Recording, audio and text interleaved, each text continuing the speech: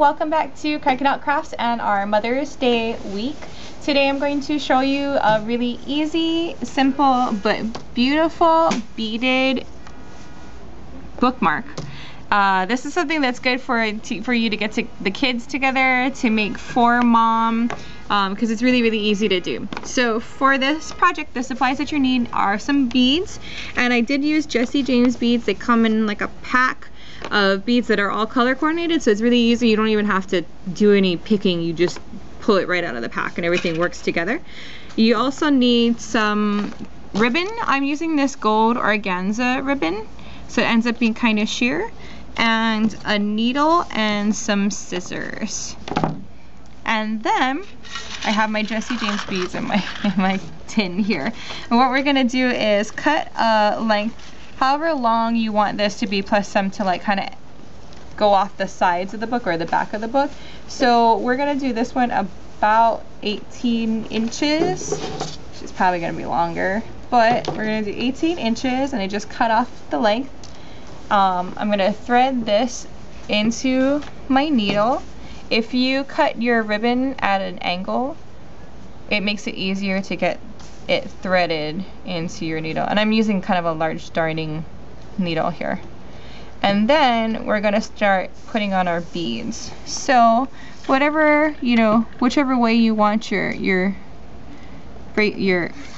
bookmark to go, we're gonna add just a few different ones so that it kind of looks like, and if your ribbon comes out, just rethread like mine did.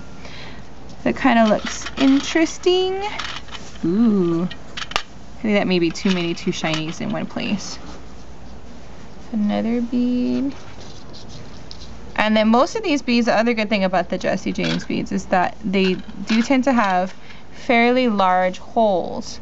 So it's pretty easy for me, oh, I can't use that one. Pretty easy for me to thread, except for that one bead. Okay.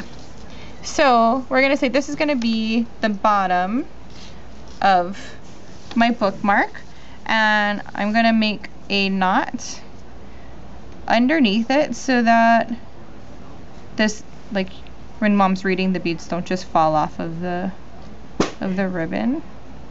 And try to get the knot kind of close to where you want your beads to end. And we're also gonna make a knot above the beads to keep them in place. I'm gonna make one up here. And like I said, so some of the beads have kind of big holes. If you think that your beads are gonna slip off of that knot that you made, go ahead and make two right on the same spot. And then one last bead we're gonna add on to the other side of our ribbon, just to kind of give it a little bit of balance. And then when it's sitting in the book, it won't fall out as easily. The hardest part is choosing which beads to use. I'm just going to use one of these. On the opposite end, make sure you have about the right length for your bookmark. I think that's going to be long enough. And then I'm going to do the same thing. I'm going to knot on one side of the bead, and then also on the outside of the bead, so that it's not going to move around once we give it to mom. And then if you have excess end like I have here, just go ahead and snip that off to the length that you want.